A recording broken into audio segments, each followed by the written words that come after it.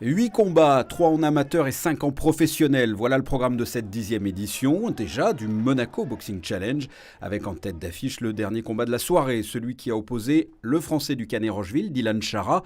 14 combats avant cette rencontre pour 14 victoires.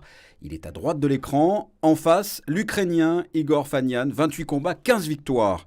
Le Français applique une belle boxe, il est puissant, rapide, il fait constamment reculer son adversaire et pourtant l'Ukrainien en face n'est pas un faire-valoir, c'est un valeureux combattant avec une belle garde, il a de l'expérience, mais Dylan Rocher, bien plus rapide et endurant, mène la danse, il domine son adversaire. Le combat ira au terme des 10 rounds, le verdict est sans surprise et d'une logique implacable. Dylan Rocher remporte son 15e combat. Il était très dur quand même comme adversaire, il avait beaucoup d'expérience et pas mal de vices quand même, il était bon, il était malin.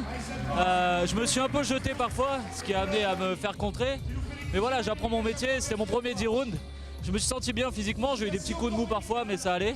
Et voilà, je suis assez satisfait.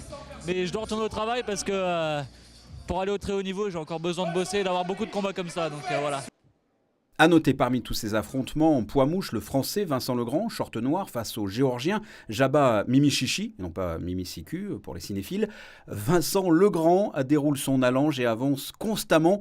Son travail de sape fonctionne. Le Géorgien est touché au foie à la 3e reprise. Le Français l'emportera sur arrêt de l'arbitre quelques secondes plus tard. En mi-lourd, du côté monégasque, l'assémiste Mathieu Bernardet, short noir, effectué son premier combat professionnel. Il est opposé à un Ukrainien qui, lui, a 5 combats à son actif. Et pour une première, Mathieu Bernardet s'en est bien sorti. Il est plus petit, avec une plus petite allonge. Il va devoir aller au combat. Et c'est ce qu'il a fait. Il prend possession du ring. Avec des crochets puissants, le boxeur du club monégasque l'emporte au point logiquement. Victoire au point de Mathieu Bernardet.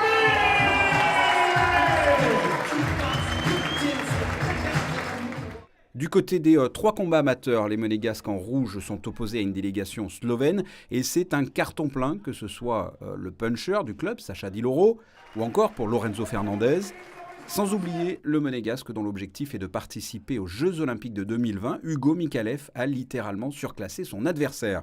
Prochain rendez-vous, la 11e édition du Monaco Boxing Challenge programmée pour le 2 mars 2018.